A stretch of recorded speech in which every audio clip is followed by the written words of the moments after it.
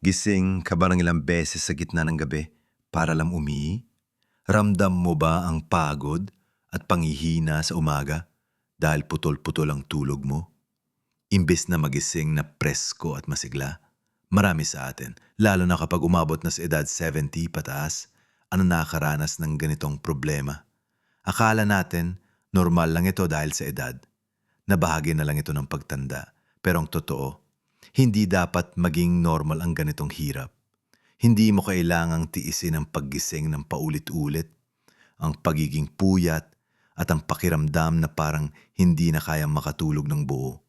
Ang sakit sa pakiramdam kapag bumabanggon ka sa dilim, nalilito at nag-aalala pa baka madapa o matumba habang papunta sa banyo. Ito ang nagiging sanhi ng paghina ng katawan, pagkalito ng isip, at pagkawala ng sigla sa araw. Pero may lihim na paraan para baguhin ito. May mga simpleng hakbang at pagbabago sa iyong gawi na makakatulong para masarap ang iyong tulog at hindi ka nagigising ng madalas para umihi. Hindi ito tungkol sa gamot o komplikadong procedure, kundi sa mga practical na paraan na kaya mong gawin. Sa video na ito, tatalakayin natin ang 7 napatunayang paraan para ikaw o ang iyong mga mahal sa buhay na nasa edad 70 pataas ay makatulog ng mahimbing nang walang pag-aalala sa pag-ihi sa gabi. Panuurin mo ito hanggang dulo dahil may ibabahagi akong isang bagay na siguradong magpapagulat sa iyo. Simulan natin sa pinakamahalagang pagbabago na madalas nating nakakalimutan, ang tamang oras ng pag-inom ng tubig. Marami sa atin ang sanay na uminom ng tubig o iba pang inumin sa buong araw. At maganda naman yon para manatiling hydrated. Pero nagiging problema ito kapag patuloy tayong umiinom ng marami malapit sa oras ng pagtulog. Isipin mo, ang ating katawan, lalo na habang tumatanda, ay hindi na kasing bilis magproseso ng likido kumpara noong bata pa tayo. Ang kidneys o bato na siyang naglilinis ng dugo at naglalabas ng ihi ay hindi na kasing episyente. Kaya kapag umiinom ka pa rin ng maraming tubig, kape o tsaa sa gabi, siguradong mapupuno ang pantog mo at pipilitin kang bumangon para umihi.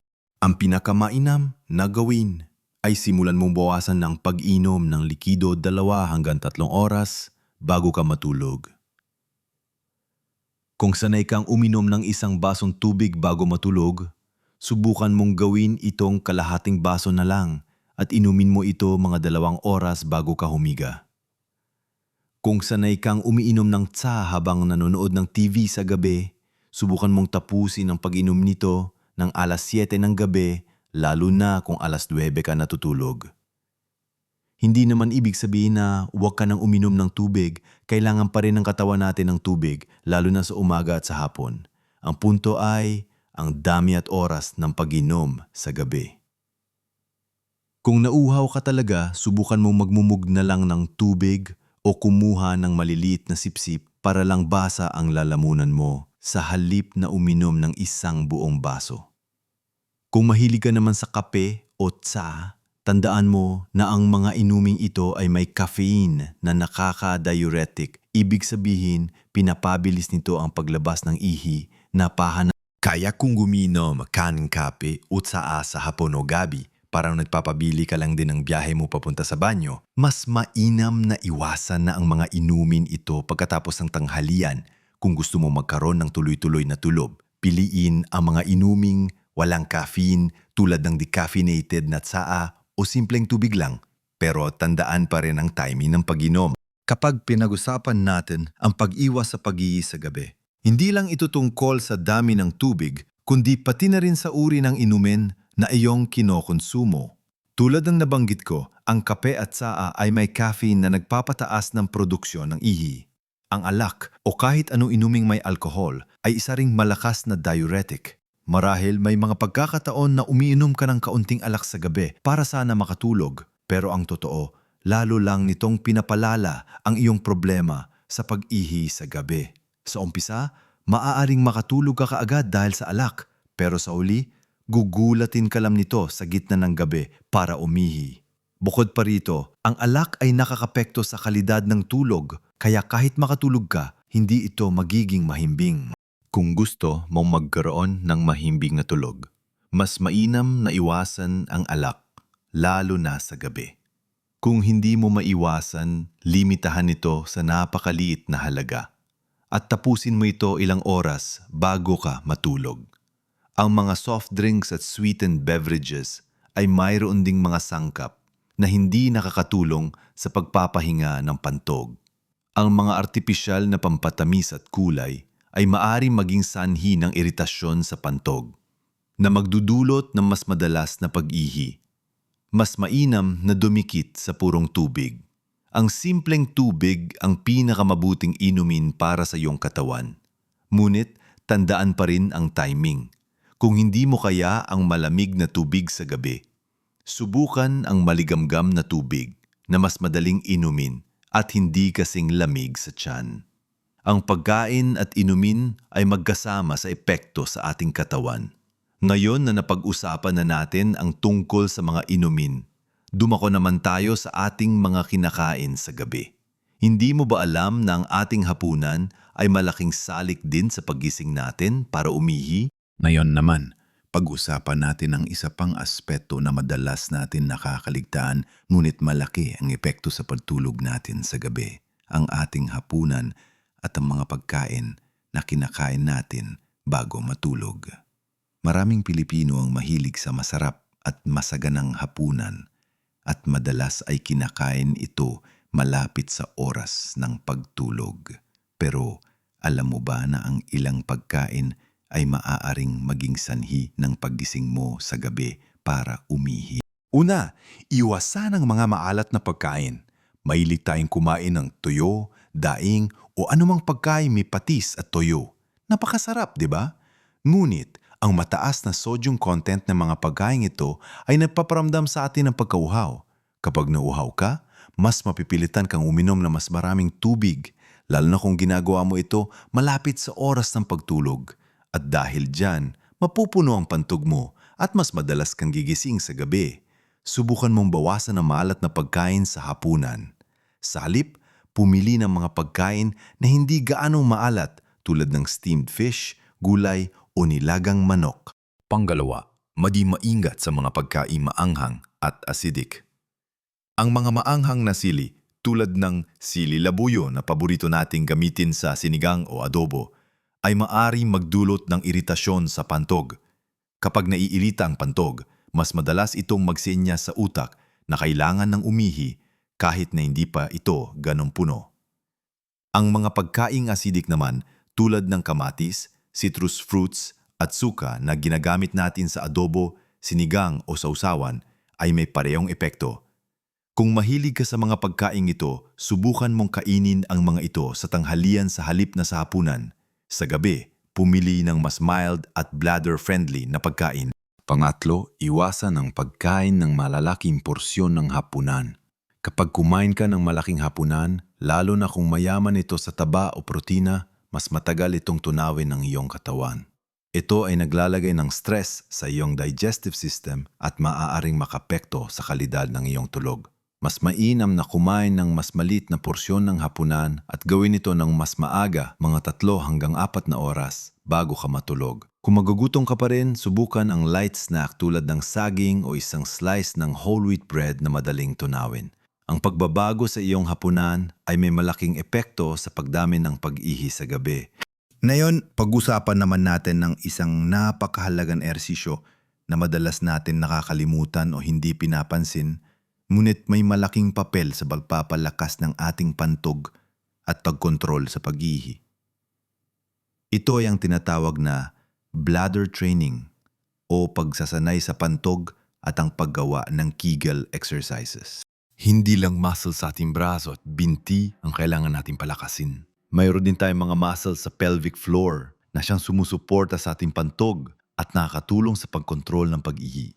Kapag humina ang mga muscles sa ito, lalo na habang tumatanda, mas nagiging mahirap ang pagpigil sa ihi at mas madalas tayong makaramdam ng pagkaihi kahit hindi pa puno ang pantog. Ang Kegel exercise simple lang gawin. Isipin mo na pinipigilan mo ang pag-ihi o kaya naman ay pinipigilan mo ang paglabas ng hangin. Ang mga muscles na ginagamit mo para gawin iyon ang siyang target ng Kegel exercises. Subukan mong higpitan ang mga muscles na iyon. Bilangin ng 1 hanggang 5, tapos relax ka. Ulitin mo ito ng 10 hanggang 15 beses at gawin ito ng 3 beses sa isang araw. Pwede mo itong gawin habang nanonood ng telebisyon, nagbabasa, o kahit habang nagpapahinga. Walang nakakaalam na ginagawa mo ito, kaya maginhawa itong isama sa iyong pang-araw-araw na gawain. Sa umpisa, maaaring mahirapan ka, pero kapag nasanay ka na, mas lalo itong magiging madali at makikita mo ang malaking pagbabago sa iyong kakayahang pigilin ng ihi. Ang mga Kegel exercises ay nakakatulong para mas maging malakas ang mga muscles sa paligid ng pantog na nagbibigay ng mas mahusay na kontrol. Bukod sa Kegel exercises, mayroon ding tinatawag na bladder training. Ito ay isang proseso kung saan sinasanay mo ang iyong pantog na humawak ng mas maraming ihi sa mas matagal na panahon. Kung sanay kang umiihi kada 2 oras, subukan mong pigilan ito ng kaunti. Gawin itong 2.5 oras. Pagkatapos ay 3 oras ng dahan-dahan. Kung nakaramdam ka ng pagkaihi, subukan mo maglakad-lakad ng kaunti. Umupo o huminga ng malalim para makalimutan ang pakiramdam na yon. Hindi mo naman kailangang pigilan ang iyong sarili hanggang sa punto na masakit na. Ang layunin ay unti-unting palawigin ang agwat ng iyong pag-ihi. Sa pamamagitan ng regular na Kegel exercises at dahan-dahang bladder training, mapapalakas mo ang iyong pantog at makokontrol mo ang pag-ihi lalo na sa gabi. Ito ay isang investment sa iyong kalusugan at sa iyong tulog. At ngayon, dumako tayo sa isang praktikal na solusyon na madalas nakakalimutan, ngunit napakabisa, lalo na sa ating mga nakatatanda. Ito ay ang pag-angat ng iyong mga paa bago matulog o ang paggamit ng compression socks sa araw. Marahil ay napansin mo na minsan, lalo na pagkatapos ng mahabang araw ng paltayo o paglakad, ay namamaga ang iyong mga paa at bukong-bukong. Ito ay dahil sa gravity. Ang likido sa iyong katawan ay bumababa sa iyong mga binti at naipon doon. Kapag humiga ka sa gabi, ang likidong naipon sa iyong mga binti ay babalik sa iyong bloodstream at dadaan sa iyong kidneys na magresulta sa mas maraming ihi na kailangang ilabas. Mayon, para maiwasan ito, subukan mong umupo o humiga at itaas ang iyong mga paa sa ibabaw ng antas ng iyong puso mga 1 o 2 oras bago ka matulog. Maaari kang gumamit ng unan para suportahan ang iyong mga paa habang nakaangat. Gawin ito sa loob ng 30 minuto hanggang 1 oras. Sa ganitong paraan, matutulungan mo ang iyong katawan na ibalik ang likidong naipon sa iyong mga binti sa sirkulasyon at mailalabas mo ito habang gising ka pa at malapit sa banyo. Makakatulong ito na mabawasan ang dami ng ihi na mabubuo sa gabi habang ikaw ay natutulog.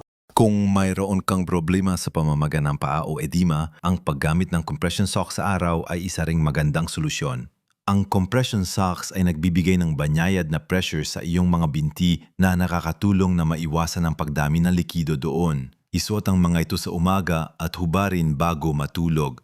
Tanungin mo lang ang iyong doktor kung anong uri ng compression socks ang angko para sa iyo dahil may iba't ibang level ng compression ang mga ito. Sa pagtaas ng iyong mga paa bago matulog o sa paggamit ng compression socks, mapapansin mong mas kaunti ang ihi na naiipon sa gabi at mas mahimbing ang iyong tulog. Hindi na kailangang tumayo ng paulit-ulit para lang umihi. Isipin mo ang gaan ng pakiramdam na makatulog ka ng dire-diretso nang hindi nababasa ang ihi o nang hindi kinakailangang tumakbo sa banyo sa dilim. Napakahalaga ng mga simpleng gawin na ito sa pagpapabuti ng kalidad ng iyong buhay. Sa pagtatapos ng ating usapan, nais kong ibalik ang ating mga napag-usapan at dagdagan pa ng 2 napakahalagang puntong madalas nating makalimutan o balewalain. Tandaan, pinag-usapan natin ang pagkontrol sa dami at uri ng inumin, lalo na sa gabi. Mahalaga ang pagtigil sa pag-inom ng maraming likido 2 hanggang 3 oras bago matulog at pag-iwas sa kape, tsa at alak na nakakapagpadami ng ihi. Pagkatapos nito, Tinalakay natin ang epekto ng ating hapunan, ang pag-iwas sa maalat, maanghang at acidic na pagkain, at ang pagkain ng mas maaga at mas maliit na porsyon. Ito ay susi para hindi mainis ang pantog at hindi mapuno ng likido ang iyong sistema habang natutulog.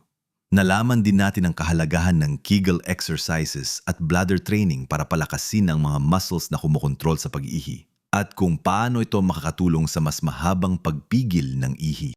Sa huli, pinag-usapan natin ang simpleng paraan ng pag-angat ng mga paa bago matulog o paggamit ng compression socks upang maiwasan ang pagdami ng likido sa binti na bumabalik sa sirkulasyon sa gabi. Ngayon, ang pang-anim na paraan na kailangan mong isaalang-alang ay ang pagrepaso ng iyong mga iniinom na gamot kasama ang iyong doktor. Maraming gamot, lalo na ang mga para sa high blood pressure, diuretics, na sadyang ginawa para maglabas ng likido sa katawan o iba pang maintenance medicines ay maaring magkaroon ng side effect na pagdami ng pag-ihi. Kung simula nang uminom ka ng particular na gamot, ay biglang dumami ang iyong pag-ihi sa gabi. Kausapin mo ang iyong doktor. Huwag mo ititigil ang gamot mo nang walang payo ng doktor. Pero baka may alternatibo o maaring baguhin ang oras ng pag-inom mo ng gamot para hindi ito makaapekto sa iyong tulog. Baka pwedeng inumin sa umaga ang gamot na nakakapagpadami ng ihi para mailabas mo na ito sa araw. Ang iyong doktor ang pinakamainam na makakatulong sa iyo para ayusin ito ng ligtas. At ang pang-pito at panghuli, ngunit isa sa pinakamahalaga, ay ang pagtukoy at paggamot sa mga nakatagong kondisyon ng kalusugan. Minsan ang madalas na pag-ihi sa gabi ay hindi lang simpleng bahagi ng pagtanda, kundi senyales ng iba pang problema.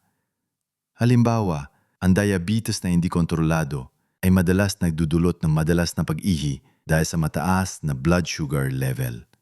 Ang prostate enlargement o benign prostatic hyperplasia, BPH, sa kalalakihan ay karaniwan ding sanhi ng hirap sa pag-ihi at pagdami ng paggising sa gabi. Sa kababaihan, ang urinary tract infection, UTI, o prolapsed bladder ay maaring magdulot din ng ganitong sintomas. Kaya naman kung patuloy ang iyong problema sa pag-ihi sa gabi, sa kabila ng paggawa mo sa mga naunang nabanggit na paraan, mahalagang kumonsulta ka sa iyong doktor. Kailangan mong malaman ang ugat ng problema para mabigyan ka ng tamang gamot o therapy. Huwag kang matakot o mahihiya na magpatingin dahil ang maagang pagtukoy at paggamot ay makakatulong hindi lang sa iyong pagtulog kundi sa iyong pangkalahatang kalusugan. Tandaan mo, ang bawat malit na pagbabago na gagawin mo ay may malaking epekto sa iyong kalusugan at kaligayahan. Hindi mo kailangang gawin lahat ng sabay-sabay. Pumili ka ng isa o dalawang paraan na tingin mo ay madali mong masisimulan at dahan-dahan mo gawing bahagi ng iyong pang-araw-araw na gawi.